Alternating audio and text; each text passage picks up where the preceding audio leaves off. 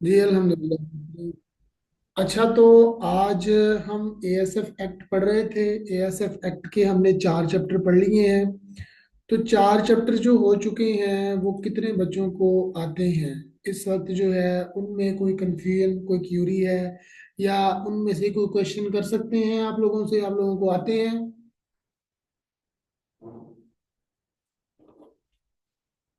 बोले।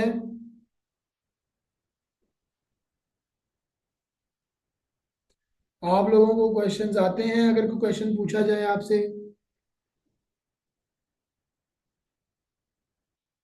जी आयशा, बोले। जी सर। जी सर, याद तो किया हुआ है, पूछ लें। अच्छा जी। तो आप मुझे ये बताएं कि सस्पेंशन 7C, इसके मुतालिक बताएं जरा। सस्पेंशन क्या है ये? Suspension means. सर आसान होले मैं थोड़ी देर में करती हूँ। जी।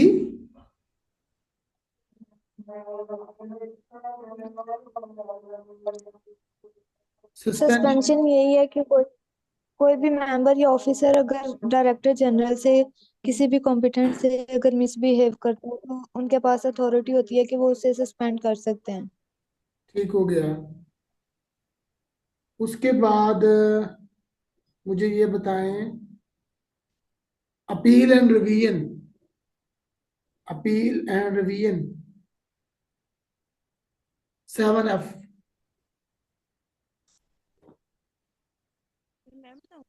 अपील एंड रिवीजन ये है कि अगर किसी भी ऑफिसर पे या किसी भी मेंबर पे कोई चार्ज लगता है तो वो अपनी चार्ज अगर किसी भी सूरत में गलत है तो वो फेडरल गवर्नमेंट से या डायरेक्टर जनरल से अपील कर सकता है अपने केस की रिवीजन के लिए।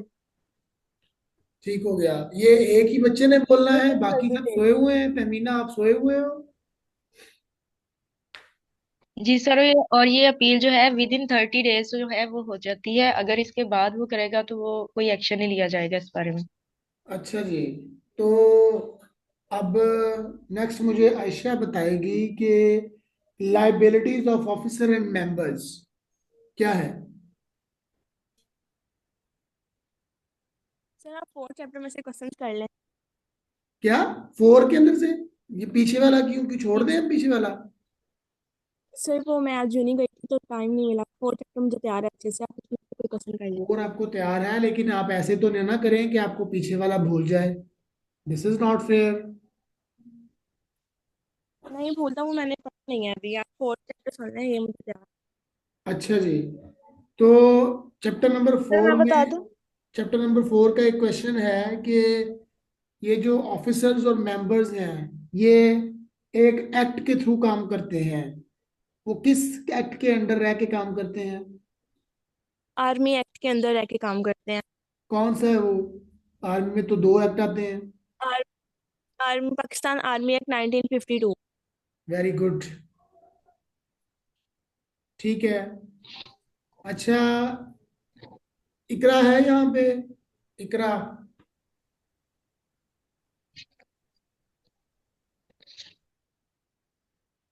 अच्छा नहीं तमीना, सर आप अभी मुझे इकरा नहीं। मुझे ये बताएं तमीना, आप director general director general have following responsibilities. जी सर, डायरेक्टर जनरल के पास ये अथॉरिटी होती है कि वो फेडरल गवर्नमेंट में कोई भी जुडिशियल या इस तरह की कोई ड्यूटीज होती हैं वो भी उसके पास होती हैं सर। इसके पास जनरल ऑर्डर्स भी होते हैं, इसके पास कोर्ट ऑर्डर्स भी होते हैं। ठीक है, ये तो होगी ड्यूटीज। और इसके अलावा क्या हो सकता है इसके पास? इसके अलावा ये है कि ये रिस्पेक्ट करते हैं ऑल ऑफिसर्स की और मेंबर्स की फोर्स में। हाँ। और जो डायरेक्टर जनरल है वो हर एक के साथ मतलब अच्छे से पेश आता है। और जो डायरेक्टर जनरल के पास है उसके पास पावर होती है कि अगर कोई जो मेंबर है हमारे पास या जो ऑफिसर है वो उसके साथ मिसबिहेव करता है तो वो उसको जो कोर्ट मटेरियल हो सकता है उस पे। कोर्ट इसमें यह है कि मटेरियल उसकी नहीं, जो let me correct you. Court मार इसकी कोर्ट मार्शल। नो। जी जी जी। कोर्ट मार्शल होता है, ये कोर्ट नो। मटेरियल नहीं होता। आप जी जी। सबको एक एडवाइस है कि आप लोग जो है पिछला जो लेक्चर है उसको भूलें मत। ठीक है, ये आपको सिर्फ और सिर्फ एमसीक्यूज बेस पे आना है। आपको कोई ऐसा क्वेश्चन जो है वो, जैसे अब मैं आपसे पूछ रहा हूँ, कोई क्वेश्चन आता है तो आप उसको जो है इजीली सॉल्व कर सकें, इजीली उसको सॉर्ट आउट कर सकें। आप अपने फिंगर टिप के ऊपर रखें इसको। ठीक है, और जैसे ही आपको कोई क्वेश्चन इस तरह का मिले, जैसे अभी मैंने आयशा से पूछा कि ये डायरेक्टर जनरल, तो इन्होंने अच्छे तरीके से रिस्पॉन्स किया। Very good, I appreciate you. और तमीना ने भी अच्छा जवाब दिया, और हिना ने भी अच्छा जवाब दिया। ठीक है, आप लोग सिर्फ और सिर्फ ये ना सोचें कि आपसे मैंने सुनना है। आप सिर्फ अपने आप को प्रिपेयर रखें कि आपको पूरा चैप्टर जो है वो कैसे याद हुआ है। ठीक है ना? तो आज हम चैप्टर नंबर जो 5 है उसको पढ़ेंगे। तो चलिए हम शुरू करते हैं जी, चैप्टर नंबर 5। तो आप लोगों को चैप्टर नंबर 5 शो हो गया होगा, नजर आ रहा है आप लोगों को?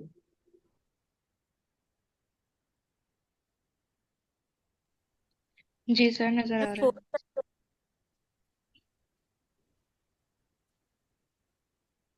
सर ये इन उर्दू है और 4th चैप्टर है ये। जी मुझे पता है, मुझे पता है ये 4 चैप्टर है। चैप्टर नंबर 4 और इसके बाद 5 आज आपको जो है वो तफसील से इसको समझाते हैं ना, कि आप लोगों को ये चीज़ क्लियर हो जाए कि इसकी इंग्लिश भी इसके साथ ही है ना। आप लोगों को मैंने इंग्लिश और उर्दू दोनों दिए हैं, ठीक है ना? आप लोग ये चीज़ को कतई जो है पॉसिबिलिटी समझें कि आपके लिए ये सोने पे सुहागा है कि आपको दोनों चीज़ें मिल रही हैं। ठीक है, अगर आपको इंग्लिश में पढ़ना है तो मैं इंग्लिश में पढ़ा सकता हूँ, आप अगर उर्दू में पढ़ना चाह रहे हैं तो मैं उर्दू में पढ़ा सकता हूँ। तो आपके ये आपके ऊपर डिपेंड करता है कि आपने कैसे पढ़ना है। ठीक है ना?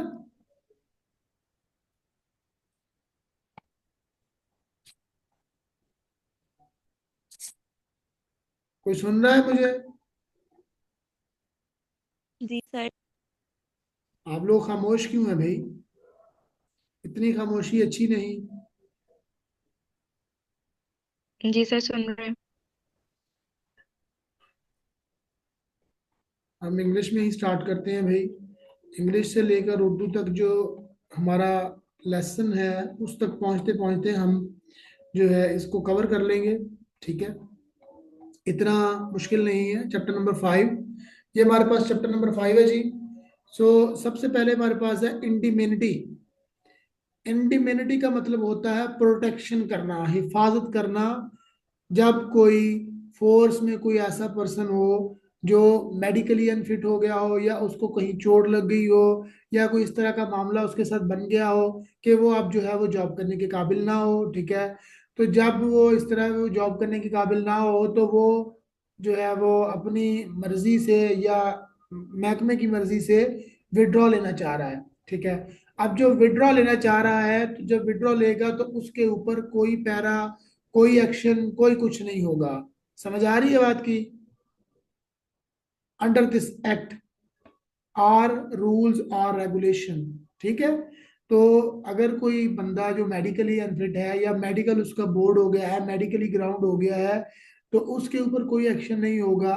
ठीक है, any person for any thing which is good in faith done or intended to be done under the act. इस एक्ट के थ्रू जो है वो अपने घर जो है वो जा सकता है, और उसको पेंशन भी मिलेगी, और उसके सारे मामला ठीक होंगे under the guidelines of this act. समझ आ रही है बात की? उसके बाद आ गया ये delegation. Delegation of power by the federal government. Delegation जो होती है वो पावर की अथॉरिटी जो होती है वो फेडरल गवर्नमेंट की होती है। The federal government may by the notification the official gazette delegate to all or any of his power under the act except those under section 11 to the director general such officer it may deem fit. अब यहाँ पे इसका मतलब जो है वो आप गौर से सुनिएगा। इसका मतलब ये है कि पावर्स जो होती हैं उनकी जिम्मेदारी जो है, उनकी जो अथॉरिटी है वो फेडरल गवर्नमेंट है। अब फेडरल गवर्नमेंट क्या करती है, फेडरल गवर्नमेंट नोटिफिकेशन के तहत जो पावर्स और अथॉरिटीज है वो किसी भी ऑफिसर को या डायरेक्टर जनरल को, किसी को भी दे सकती है। ठीक है, ये उस पर डिपेंड करता है कि उसने किसको देनी है। ठीक हो गया, delegation of power by director general. अब यहाँ पे दो चीजें हैं। पहले जो है वो डेलीगेशन जो है जिसमें डायरेक्टर जनरल है वो भी एक एम्प्लॉय की तरह नजर आएगा, लेकिन delegation of power by director general अब यहाँ पे बॉस की तरह से नजर आएगा। ठीक है, ये दो चीजें हैं, इस पे कंफ्यूज नहीं होना आप लोगों ने। इसको आपने अच्छे तरीके से नोट डाउन करके जो है अपने जहन में बिठा के इन दोनों का डिफरेंस जो है वो आपने देखना है। ठीक है, ये दोनों चीजें जो है इनके डिफरेंस को आपने मेंशन करना है और नोट डाउन करना है। ठीक है जी। जो फेडरल गवर्नमेंट है वो क्या करती है, वो नोटिफिकेशन के तहत जो है वो अपनी पावर्स जो है वो डायरेक्टर जनरल या किसी ऑफिसर को सुपुर्द कर सकती है। ठीक है, और जो आगे है delegation of powers by the director general, the director general may by the notification of official gazette with the peer approval in the writing of federal government delegate to all or any of his power under the rules of the efficient functioning of the force, any officer or authority subordinate to him। अब यहाँ पे एक चीज है कि delegate, ये director general क्या करता है कि अथॉरिटी। जी जी पूछे, जी तहसीन पूछे। सर अथॉरिटी सब ऑर्डी हाँ जी, सर अथॉरिटी सब ऑर्डिनेट टू हिम, मतलब वो किस अथॉरिटी के मामले में काम करता ये है? क्या अथॉरिटी मतलब होती है उसके पास इतनी पावर होती है कि वो नीचे वाले फेडरल गवर्नमेंट जो होती जी है ना, फेडरल सर, गवर्नमेंट। वो जो उसके नीचे अमला होता है उसके पास अथॉरिटी। आपकी हाँ आवाज जी क्लियर नहीं आ रही। सर, अब आ रही है? हाँ जी अब आ रही है, बताएं क्या पूछना हेलो चाह रहे हो। सर, वो उसके पास जो अथॉरिटी होती है वो किस मतलब मामले में वो काम कर सकती है? उसकी अथॉरिटी पावर क्या होती है उसके पास? ये अथॉरिटी मैं आपको बता देता हूँ। फेडरल गवर्नमेंट के पास तमाम तरह की अथॉरिटी होती है, जी चाहे वो कानूनी हो, चाहे वो जो है हाई कोर्ट से या सुप्रीम कोर्ट तक जो है अथॉरिटी है वो फेडरल गवर्नमेंट के पास है। अब फेडरल गवर्नमेंट क्या करती है, जो एएसएफ एक्ट के थ्रू जो है वो डायरेक्टर जनरल को, जो कि डीजी है हाजिर मौके का, मेजर जनरल होता है आर्मी का, उसे क्या करती है, उसे कुछ उसकी जिम्मेदारियां फ्राहम करती है, उसे कुछ उसकी ड्यूटीज फ्राहम करती है। वो ड्यूटीज जो होती हैं, जब जब वो उसको अपॉइंट किया जाता है डायरेक्टर जनरल को, तो डायरेक्टर जनरल क्या करता है, सेकंड शेड्यूल उसको दिया जाता है, जी अपॉइंटमेंट के साथ सेकंड शेड्यूल दिया जाता है। उस सेकंड शेड्यूल में फेडरल गवर्नमेंट जो है उसकी तमाम तरह की जिम्मेदारियां और उसकी ड्यूटीज और अथॉरिटीज जो है उसमें मेंशन होती हैं कि आप ये चीजें परफॉर्म कर सकते हो। वैसे तो अथॉरिटी इस तरह होती है, जी उसके पास पूरी फोर्स का चार्ज होता है। समझ रहे हैं ना बात को, उसके पास पूरी फोर्स का चार्ज होता है, जी can do anything with the force under this act. समझ रहे हैं बात को। सही, तो जब डायरेक्टर जनरल मतलब को, उसने फोर्स को गाइड करना होता है। उसने फोर्स को, उसने अपनी फोर्स को गाइड करना होता है। डायरेक्टर जनरल के पास ये अथॉरिटी होती है जो कि उसे फेडरल गवर्नमेंट की तरफ से मिलती है कि वो फोर्स में जो है वो न्यू कैंडिडेट भर्ती कर सकता है with the reference of federal जी गवर्नमेंट। ठीक है, ये कॉम्पिटेंट अथॉरिटी जो होती है ये फेडरल सर गवर्नमेंट है। जी और डायरेक्टर जनरल से लेकर कॉर्पोरल तक तमाम जितने भी ऑफिसर्स और मेंबर्स हैं वो सारे के सारे जो है फेडरल गवर्नमेंट के मोहताज हैं। फेडरल गवर्नमेंट जो है इनको पे करती है सही और फेडरल गवर्नमेंट ही इनकी जो है अलाउंसेस जो है वो लगाती है। और ये सारे जो है फेडरल गवर्नमेंट को रिपोर्टिंग है, इंक्लूडिंग डायरेक्टर जनरल। जी समझ आ गई बात की। सही, मतलब डायरेक्टर जनरल जो है वो फेडरल गवर्नमेंट के बाद एक जरिया, मतलब जो हमें मतलब करता है कि ये बच्चा जो है कि ये फिजिकल तौर पे या मेंटली तौर पे फिट है या नहीं, वो मतलब जज करता है। आपको मैं छोटी सी एग्जांपल देता हूं, आपकी जो है तमाम तरह की क्यूरीज क्लियर हो जाएंगी। सबसे पहले जो है कि फेडरल गवर्नमेंट में ऑफिसर्स और जी मेंबर्स होते हैं। अगर आपने पहले लेक्चर्स पढ़े हैं तो आपको पता होगा कि ऑफिसर्स और मेंबर्स क्या होते हैं, ठीक है। जी। ऑफिसर्स जो हाँ जी। होते हैं वो डायरेक्टर वो जनरल। चेकिंग करते जी। वो किसी भी चीज की चेकिंग कर सकते हैं, व्हीकल्स होते हैं, ड्राइवर होते हैं, और जितनी भी आम आवाम होती है, सिक्योरिटी होती है, और वो एक जगह से दूसरी जगह लगेज जो है वो मतलब पहुंचाते हैं, और उनको जो है चेकिंग भी करते हैं। ये जो ऑफिसर्स होते हैं ये चेक चेक एंड बैलेंस नहीं करते। ये सिर्फ जो है वो आगे अपने जो जूनियर एम्प्लॉय होते हैं उनसे ये काम करवाते हैं। अब बात सुन लीजिए गौर से कि फेडरल गवर्नमेंट में जो ऑफिसर्स होते हैं वो inspector, assistant director, deputy director, additional deputy director और उसके बाद डायरेक्टर जनरल, ठीक है। ये इस तरह जो है ये ऑफिसर्स होते हैं। जी और उससे नीचे जो है, उससे नीचे इंस्पेक्टर से नीचे असिस्टेंट हो गया, एलडीसी हो गया, यूडीसी हो गया, और उसके बाद फिर एएसआई हो गया और ASI कॉर्पोरल और हो गया, कॉर्पोरेट। ठीक है। तो ये सारे जो है मेंबर्स हैं, कारपोरल। ये मेंबर्स हैं। और आप जो है अगर आप जो है वो अल्लाह करे आपकी जो है ज्वाइनिंग हो जाए, आप मेंबर्स में शुमार हो गए, ठीक है। आपके पास ये अथॉरिटी होगी कि you have to carry weapon, ठीक है। पहले तो आप वेपन कैरी करोगे, ठीक है। उसके बाद आपके पास ये अथॉरिटी होगी कि एयरपोर्ट के अंदर कोई भी बंदा जो है वो आपकी जो है परमिशन के बगैर एंट्रेंस इजाजत नहीं के कर बगैर सकता, दाखिल नहीं हो सकता। एंट्रेंस हाँ नहीं कर जी। सकता, ठीक है ना। तो यही इसकी अथॉरिटी है। जी और ये डायरेक्टर जनरल की तरफ से अथॉरिटी होती है जो कि अपने मेंबर्स को दी जाती है। वो जब आप अपॉइंटमेंट होती है तो सर। अपॉइंटमेंट के साथ एक सेकंड शेड्यूल दिया जाता है।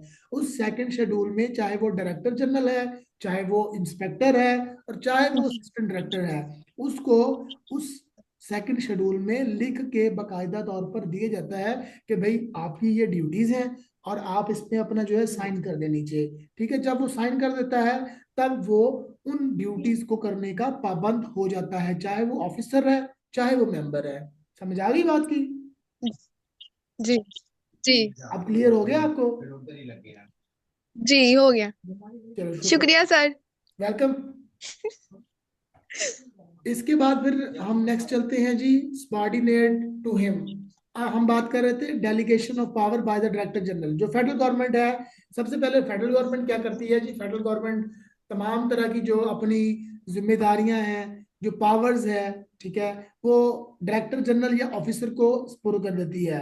कभी कभी ऐसा होता है कि डायरेक्टर जनरल नहीं भी हो तो वो किसी ऑफिसर को, जो कि उस वक्त जो ऑफिसर है, ठीक है, और इस जगह पे है, तो उसको उसको जो है वो तमाम तरह की पावर्स दे सकती है। उसके बाद जब पावर्स जो उनको देगी और जब डायरेक्टर जनरल के पास ये अथॉरिटी आ जाएगी तो वो क्या करेगा? ऑफिशियल गजट के थ्रू जो है अपनी तमाम तरह की जो जिम्मेदारियां हैं और पावर्स हैं वो आगे जो है फेडरल गवर्नमेंट की अप्रूवल पर ही आगे प्रोवाइड कर सकता है अपने सबॉर्डिनेट अमला को। सबॉर्डिनेट अमला वो होता है जो जी कि डायरेक्टर जनरल के अंडर काम कर रहा है, ठीक हो गया, चाहे वो ऑफिसर है जी चाहे वो मेंबर है। समझ आ गई बात की? जी ठीक जी हो, अच्छा जी। अब नेक्स्ट हमारे पास है point number 11, power to make rules. पहले भी मैंने बताया है कि power to make rules, rules जितने भी बनते हैं वो फेडरल गवर्नमेंट की वजह से बनते हैं। और फेडरल गवर्नमेंट जो है वो नोटिफिकेशन के थ्रू जो है वो अपने गजट जो है वो बनाता है। अपने गजट में जो है वो अपने तमाम तरह की पावर्स और रूल्स जो है वो बता देता है। और जो रूल्स है कुछ आपको जो है जेर नजर आ रहे हैं, ठीक है, बयान किए गए हैं। Regulating the function and power of the officers, officer की पावर्स जी और उनके फंक्शंस, यानी कि उनके उन्होंने कौन कौन से काम करने हैं, उन्होंने अपनी कौन कौन सी उनके पास पावर्स हैं, वो किसको डिसमिस कर सकते हैं, वो किसको जो है वो जो है कोई सजा के तौर पर कहीं भेज सकते हैं। तो ये तमाम जितनी भी पावर्स हैं और उनके फंक्शंस हैं वो ऑफिशियल गजट में लिखे हुए हैं, ऑफिशियल गजट में वो प्रोवाइडेड है, ठीक है। जो कि ऑफिशियल गजट फेडरल गवर्नमेंट ने एएसएफ को प्रोवाइड की हुई है, ठीक है, जो कि आपको किसी भी इंटरनेट पे जी मिल जाएगी, ठीक है, गूगल पे आपको मिल जाएगी। उसके बाद फिर आपको regulating the classes and the grade of the recommendation and reward to be paid of the officer and member of the force and their condition to serve। अब यहाँ पे एक और चीज ये भी है कि जब कोई क्लास होती है, क्लास को अरेंज करना और ग्रेड्स को मैनेज करना। अब यहाँ पे एक चीज है कि आप ये समझेंगे कि जब आपकी अपॉइंटमेंट हो जाएगी तो आप की अपॉइंटमेंट के बेसिस पे आपको जो है वो ड्यूटी पे लगा दिया जाएगा, नहीं, बिल्कुल भी नहीं। जब आपकी जब आपकी ड्यूटी जो होगी, जब आप स्टार्ट करोगे, ठीक है, तो उसको आप फिर क्या करोगे, आपकी क्लासेस होंगी बकायदा, ठीक है। आप आप क्लासेस क्लासेस जो है इसको क्लासेस को मैनेज करोगे, ठीक है। वो क्लासेस जो हैं वो आपको ऑफिशियल गजट के थ्रू ही जो है वो उस चीज के बारे में प्रॉपर नॉलेज दिया जाएगा, ठीक है। और उन क्लासेस में आपको रिवॉर्ड भी मिलेंगे। ट्रेनिंग जी। होगी हमारी, उसी में क्लास होगी या जी, जो ट्रेनिंग होगी उसी में क्लासेस होंगी या क्लासेस सेपरेट होंगी? ट्रेनिंग में क्लासेस होगी, आपकी 9 मंथ की ट्रेनिंग है ना। आप एफएससी लेवल पे जा रहे हो, फॉर ठीक एग्जांपल आप एफएससी लेवल पे जा रहे हो, तो आप वहां पे बीएससी करोगे, आप वहां पे बीएससी करोगे, ठीक है ना।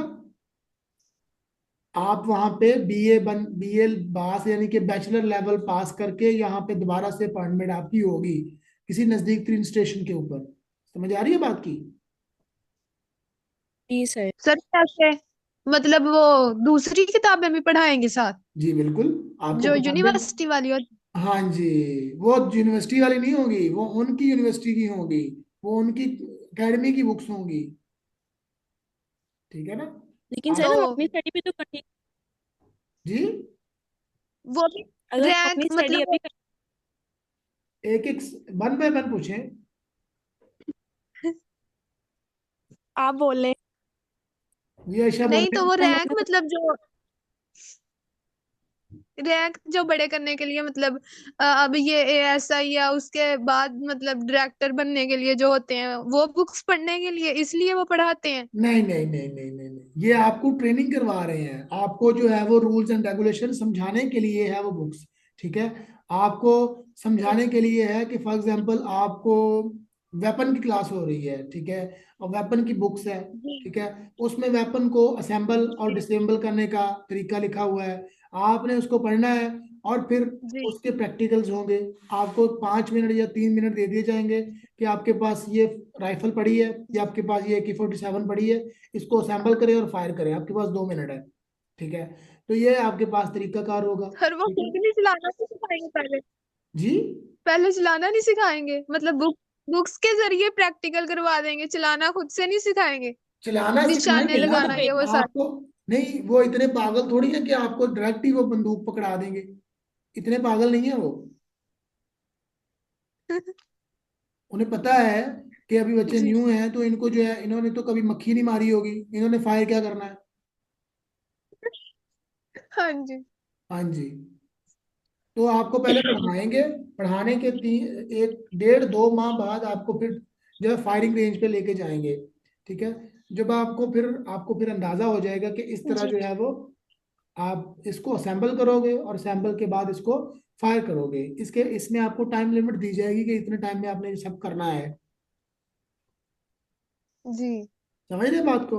और ये सारे रेगुलेट हाँ जो जी। क्लासेस है और उनके ग्रेड्स हैं, ये सारे जो हैं वो ऑफिशियल गजट में बयान किए गए हैं कि कैसे इनको मैनेज करना है और कैसे जो है ऑफिसर और मेंबर को जो है उनकी सर्विस के हवाले से उन्हें तैयार करना है, जी।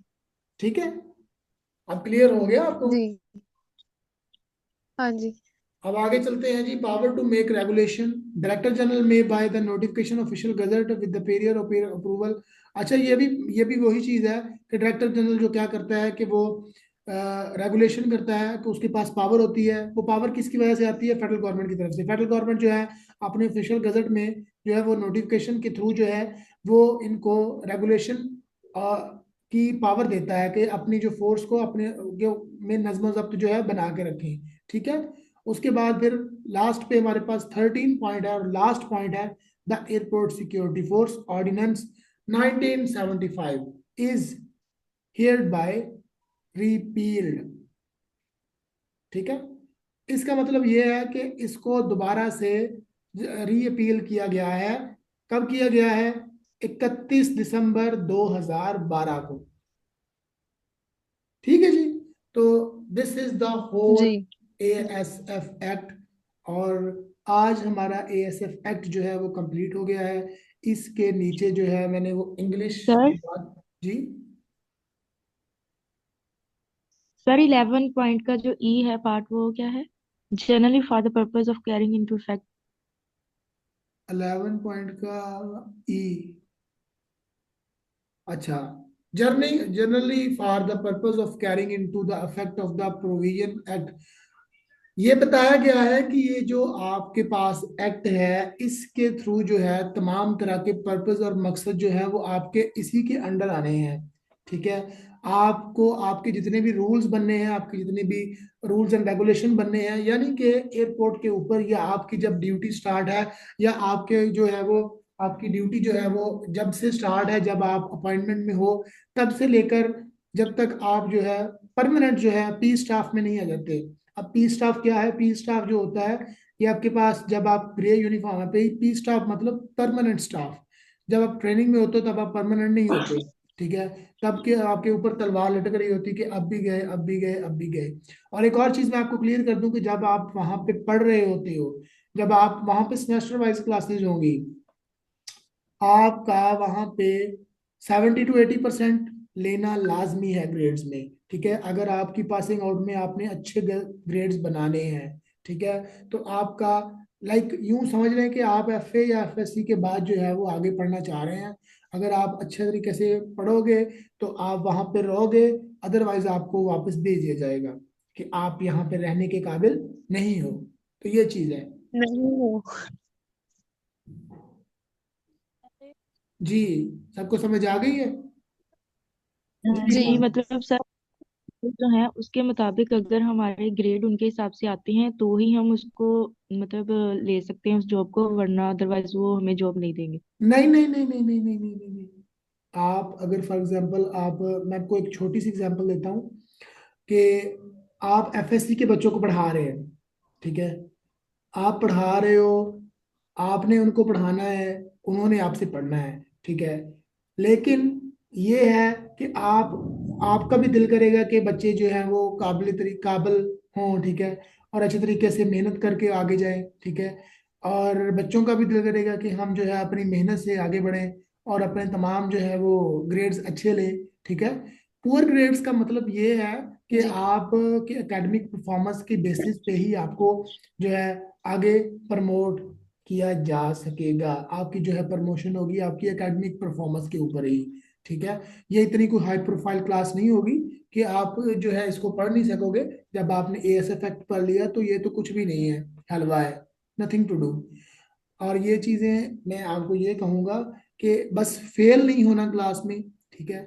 बस आपने 70 to 80% तो बंदा नॉर्मल ले लेता है। ठीक है। बच्चों ने 92% का रिकॉर्ड है, 92% का रिकॉर्ड है बच्चों का कि उन्होंने यहाँ पर जाके ट्रेनिंग में एकेडमिक रिकॉर्ड में 92% है। और एक और चीज है कि जब आपने कभी परेड देखी हो, परेड में एक सिपा सलार होता है जिसे एकेडमिक सार्जेंट कहते हैं। ठीक है। वो क्या करता है कि वो पूरी परेड को लीड जी। कर रहा होता है। ठीक है। वो पूरी परेड को लीड कर रहा होता है। वो क्यों जी। कर रहा होता है? क्योंकि वो प्रैक्टिकली, फिजिकली, मेंटली और एकेडमिकली तमाम तरीके से वो क्या है जी, परफेक्ट है। उसके पास ये अथॉरिटी है कि वो हर चीज को लीड कर सके, और उसके पास कमांड देने का भी अच्छा जो है तरीका है। उसके पास उसे अच्छी कमांड देने की उसे कमांड हासिल है। ठीक है। वो अच्छी कमांड दे सकता है। तो ये चीजें आपने खुद जो है मैनेज करनी है। ठीक है। वो जब आप ज्वाइन हो जाओगे तब आपको वो ड्रिल स्टाफ जो है वो आपको हर तरह की जो है तौर तरीके समझा देंगे। ठीक है। इसके लिए आप परेशान ना हो कि आप जो है आपके ग्रेड कम आएंगे या ज्यादा आएंगे या इस तरह का कोई मामला होगा। तो दिस इज ऑल ओवर कि आप जो है वो अपने आप को ही अभी मैनेज करें। नेक्स्ट जो है वो आगे वाला ना सोचें, जो प्रेजेंट में है उसको अभी सोचें, फ्यूचर का ना सोचें। ठीक है। जी। जी। समझ आ गई आपको तभी? जी सर। और कोई आपकी कंफ्यूजन हो जी? Tahseen, Ayesha, Hina? No sir, no सब सर, क्लियर हो गया। क्लियर है? अब आप लोगों का कल सर एक जी एमसीक्यूज है वो। जी कौन सा एमसीक्यू है? सर एएसएफ 18 दिसंबर 1975 को मतलब आया था क़याम में। हाँ जी, 18 दिसंबर 1975 को आया था। ये तब पब्लिश हुआ था। तेरह हाँ जी, बस दिसंबर को यही ये थी कंफ्यूजन थी। 13 दिसंबर को ये ऑफिशियल गजट में जो है, सॉरी, 18 दिसंबर को पब्लिश हुआ था और 13 दिसंबर को ये साइन हुआ था प्रेसिडेंट से। और 1952 में क्या हुआ था? सर ये भी 1952 बता जो दें। है वो आर्मी एक्ट है। आर्मी एक्ट है जिसके अंडर जो है जी एएसएफ काम करती है। जी, कवर हो गया। Thank you. हाँ जी अब मैं कल इसका प्रॉपर आप लोगों से टेस्ट लूंगा, ठीक है। उसमें लॉन्ग क्वेश्चन भी हो सकते जी हैं, शॉर्ट भी हो सकते हैं, बेशक एमसीक्यूज हो, ठीक है। आपको जो है वो क्वेश्चनिंग मिल जाएगी और किसी बच्चे ने कोई चीटिंग नहीं करनी, ठीक है। अपना 100% देने की जी। कोशिश करनी है। आपके पास टाइम है, आज से लेकर कल इस टाइम तक आपके पास टाइम है। आप इसको इजीली जो है वो पढ़ सकते हैं, इतना मुश्किल नहीं है, इजी है। आप पढ़ें, ठीक है। जहां से फिर भी समझ ना आए, मैं हाजिर हूँ। सर 4-5 चैप्टर का टेस्ट लेंगे या जो आज पढ़ाया बस उसी का? हम जो है वो तकरीबन 3-4 दिन से लगे हुए हैं, 3-4 दिन से एएसएफ एक्ट को हम चला रहे हैं। तो हाँ, मैं इसका पूरे का ही टेस्ट लूंगा। आप पढ़ लें, आपके पास रिकॉर्डेड लेक्चर्स भी पड़े हैं, आप उसको रीड आउट कर लें, ठीक है। उसके बाद फिर आपको पीडीएफ फिर एएसएफ एक्ट का मिल जाएगा, ठीक है। आप उसको रीड आउट करें। इंग्लिश में भी है, उर्दू में भी है। बट ये उर्दू में लिखने का मकसद ये है कि आपको इंग्लिश में अगर नहीं समझ आती तो आप उर्दू में इसको समझ लें, ठीक है। जी एमसीक्यू जी। होंगे या क्वेश्चन होंगे? समझ आ गई सर आज आपको? वाला लेक्चर आज ही सेंड कर दीजिएगा। मैं आपको आज ही मिल जाएगा, कल आपको मिल गया था ना टाइम पे, आज ही मिल जाएगा इंशाल्लाह। हाँ जी जी। हाँ जी, जी मिल ठीक। जाएगा। अभी और किसी की कंफ्यूजन है या हम लेक्चर ऑफ करें? No sir. ठीक है, होप फॉर द बेस्ट। अपना ख्याल रखिएगा, दुआ में याद रखिएगा। मजीद लेक्चर्स और अपडेट के लिए जॉब्स अपडेट विद रहमान को सब्सक्राइब करें, ठीक है। अपना बहुत सारा ख्याल रखिएगा, दुआ में याद रखिएगा। मिलते हैं नेक्स्ट लेक्चर में। अल्लाह हाफिज़। अल्लाह हाफिज। जज़ाकल्लाह खैर। अल्लाह हाफिज।